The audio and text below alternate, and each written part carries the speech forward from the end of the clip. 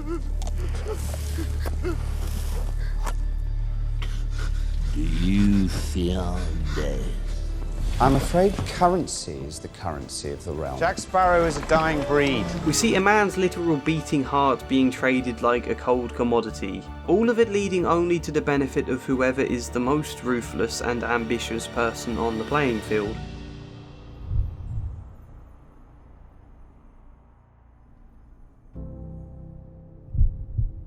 I think Pirates of the Caribbean Dead Man's Chest is a good film. Not a flawless film, no. I think it's fair enough. A lot of people don't like it and call it bad. However, I think the main criticisms people always levy at the film aren't actually the problem at all. I think they're misunderstanding a bigger problem. There's a less obvious, deeper issue with the film that, I don't know, if I was to offer advice for writers or something, feels like this might be a good lesson.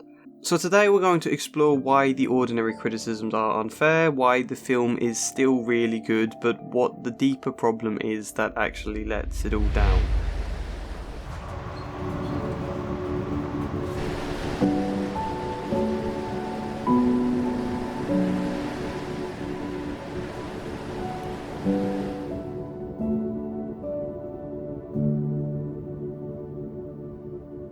We're going to start with what's good about it though, because for a film that was massively panned at the time, it is nice to see people giving it a bit more credit nowadays. I said in a video I did on The Curse of the Black Pearl that people would sometimes snootily look down on it as just an entertaining family film at the time, when it's so much more than that, and it's an incredible work of art in its own right for a film to be as genuinely fun, such unbridled joy as that film was, because that's a level above ordinary entertainment, I think, and in a way, Dead Man's Chest delivers on all of that too, so let's start with the basic fundamentals. I think the action scenes are incredibly good in this film. Cinema is so saturated, I reckon, with boring, uncreative fight scenes that do just the bare necessity. But because Pirates of the Caribbean allows a little ridiculousness in order to inject humour, we get a lot of fight scenes that are also kind of tributes to classic physical comedy of the silent movies. And I understand action scenes need a good rhythm with a lot of different beats. I get why a lot of people don't like the whole sequence on the cannibal island, Pelagostos, because they find it redundant, and I'll get onto that later, but in terms of a choreographed action piece, it's very well done. Everything starts ramping up for the crescendo as it contrasts the serious threats of arrows and darts being fired chaotically against the ridiculousness of a fruit fight that ends up leaving Jack like a kebab stick. You know, it's just fun, not simply some solid action fight with a couple of generic witty one-liners thrown in to add humour, but it's a solid action fight alongside many solid visual and physical moments of humour weaved together perfectly. Both of them are important. And that's not even considering the action sequence in the third act either. Three men fighting each other for a key to a chest that's being stolen because they're too busy fighting to notice. Fighting on a beach, to a mill, to on and inside a water wheel, to ending up in a much bigger brawl back at the beach. I wish we got more fight scenes as vibrant and alive as this in other films. It is all completely ridiculous, but it's meant to be. That's what makes it fun, you know? It's not trying to be cool all the time, it's having moments of coolness, then deliberately undermining them with moments of ridiculousness, which is a statement that perfectly encapsulates Jack Sparrow's character as a whole. This is the day you should always remember as the day that you almost... Coolness undermined by his own ridiculousness at every turn. Bizarrely, I think that weird contrast actually makes him cooler than any out-and-out cool hero from a lot of Marvel films. The other thing that makes this film so fun, I think, is all the double-crossing. It's a pirate film, obviously there needs to be people double-crossing each other, but I bring this point up specifically because it's the sort of thing films, I think, often throw in for the sake of a nice twist, but do it lazily so it becomes annoying. The double crossing here, anyway, isn't often, if ever, a surprise twist, because you understand the characters, you understand why they have a clear motive to double cross in the moment, and you actually see it happening in the present tense rather than the film deliberately not showing you the moment someone gets betrayed just so it can be revealed later on as a big twist. When Jack tricks Will onto the Flying Dutchman, you see the trick happening. When Norrington steals the heart from the jar of dirt, you see him doing it rather than not seeing it. Jack opening the jar later going, "Where's the heart gone?" Us in the audience also being confused and wondering where it's gone, only to then get a shot of Norrington holding the heart and some kind of flashback to explain him taking it. That would be annoying. What the film does here isn't. And as I said, more so, all the double crossing is entirely in keeping with the characters, and that is definitely important. But it's fun for that stuff to happen anyway, because you then get all sorts of back and forth dynamic interactions with characters. All of the characters in this film pretty much want Davy Jones' heart. Beckett, Norrington, Jack, Will, Davy Jones himself, they all want it for different reasons. Therefore, we get the fun of all those different sides making alliances where it might help them, double crossing when necessary, doing everything they can to try and make sure they win. It feels like a plot not driven by what the writers want to happen, but by what each character would logically do to try and win, and how that would throw the plot into another direction. It's dynamic in that way. The only character who does lack motivation, I think, for finding the heart is Elizabeth, and that is a bit of a shame. It means there's not much for her to do in the third act, but that's not a terrible shame either, it's still okay. All of these things generally work here and make for a fun film, along with mostly very good dialogue, apart from a few slightly hammy lines every now and then. But what about theme, then? Something I often think gets underrated in these films is the thematic exploration, so I'm just going to touch on that quickly before we get to the next stuff.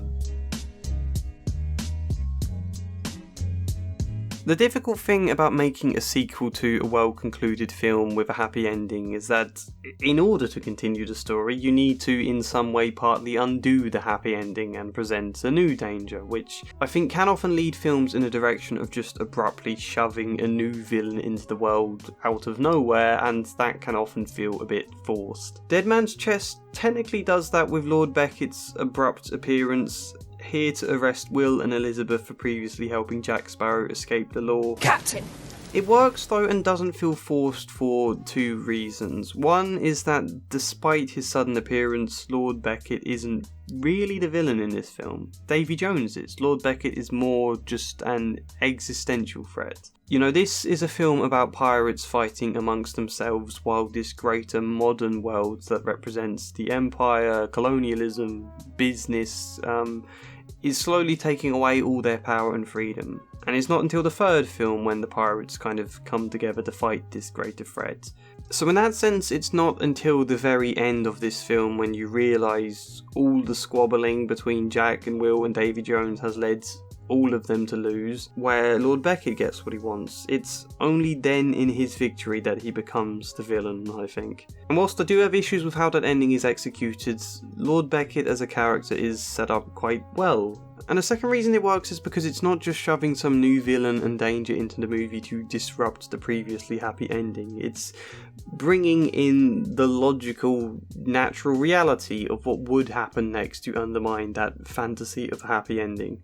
Of course, a greater figure in the Empire comes in and arrests Will and Elizabeth. They broke the law in a very public way where the law needs to be seen as clear and unrelenting. Even if it isn't in actuality, that's how it needs to be seen. Yes, Governor Swan pardoned them, but word of him doing that will naturally spread, and someone with ambition to leverage the governor's power may take advantage of that opportunity. The reality is, pirates are seen as bad.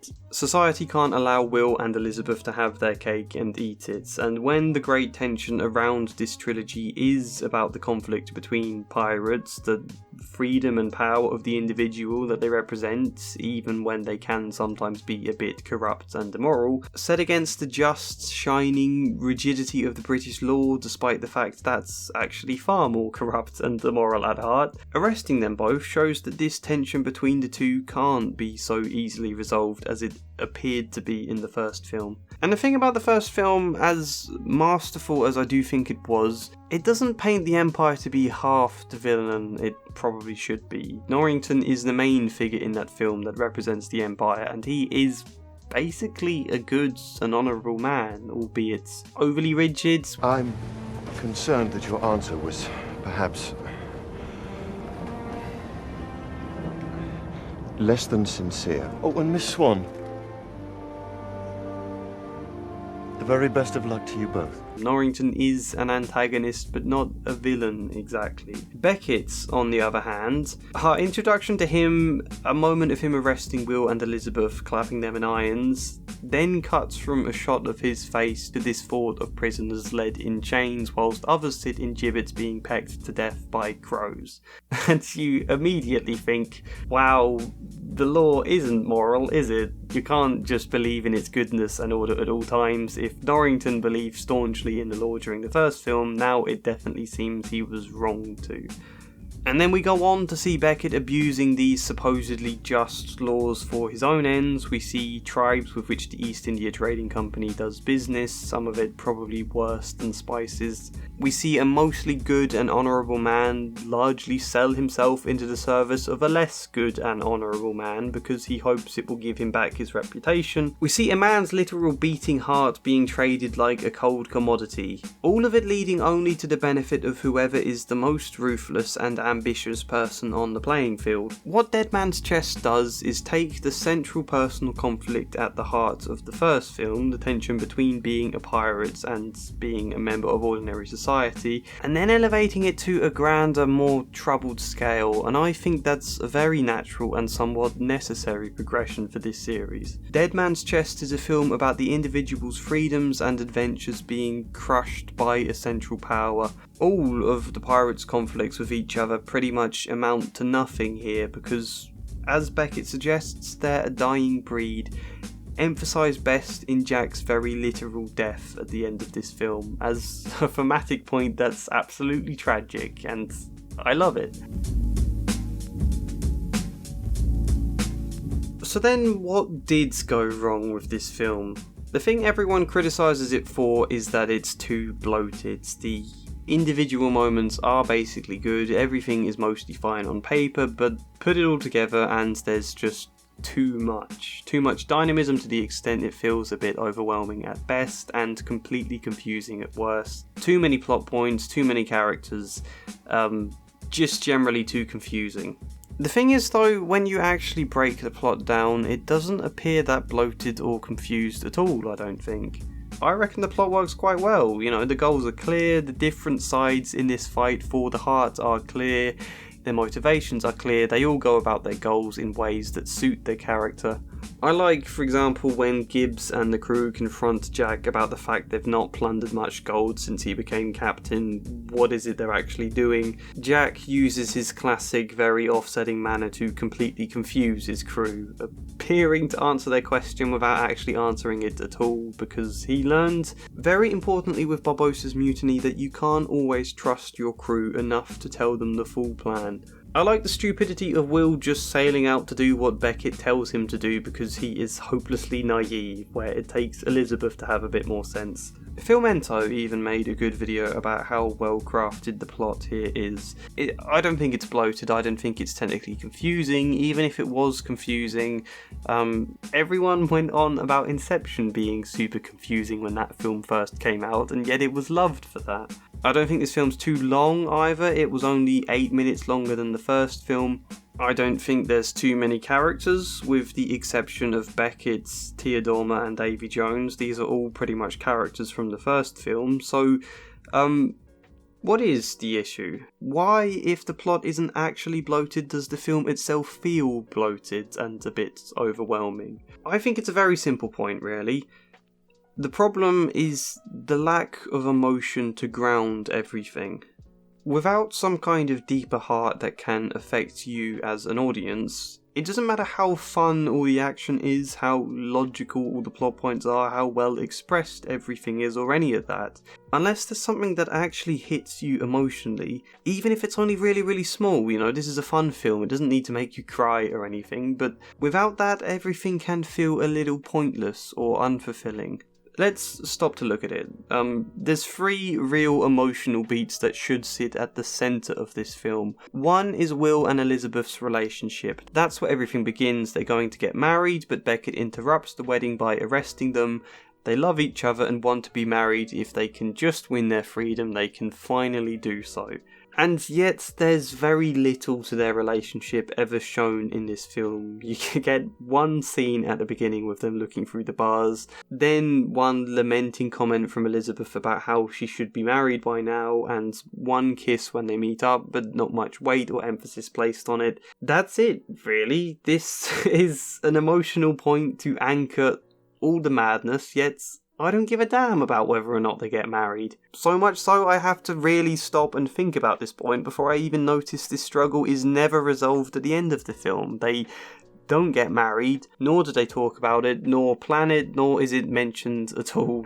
In the first film, their relationship worked well and was an anchor to most of it because there was this slight history about them as children, and there was a sense of class difference causing conflict, Will's annoyance with her about stealing the medallion, their tensions about the idea of piracy. There was just a level of actual complexity to their interactions with each other. In the second film though, all of those tensions are resolved and we're left with not much else in its place, and that's combined with Orlando Bloom's very bland acting means there's not really anything to buy into as an audience. Which is why I think people complain about the cannibal scene. Why it feels like things only get going after that scene's finished. I don't feel like that's the scene's fault itself so much as the fault of this scene. This should have landed well enough to make it feel like the film begins here, this is where it gets going, only it doesn't, because you don't really care. Therefore, until we get something else to care about, it all feels a bit like a drag.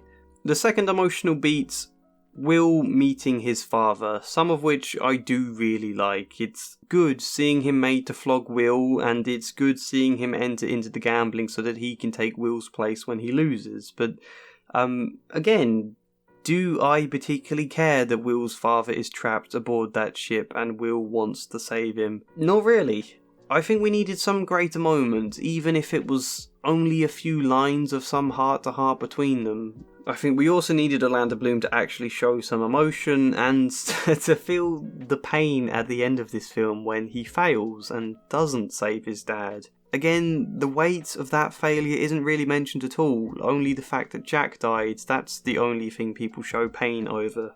Which is really where the ending goes wrong, in my opinion. They centre too much on the sadness of Jack dying and wishing that they could save him, rather than the sadness of Beckett getting the heart and why that's bad for all of them and why it causes everything to fail.